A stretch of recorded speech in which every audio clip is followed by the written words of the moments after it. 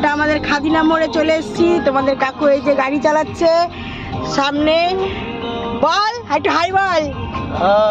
হ্যাঁ, এটা বিপ্লব, এটা হচ্ছে মুনের বর বিপ্লব। আমি কিন্তু মুনকে বলি, মুন হাই বর।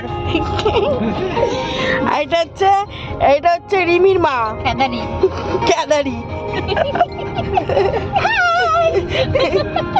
ক্যাদারি বললে ব্যাক ক্যামেরা।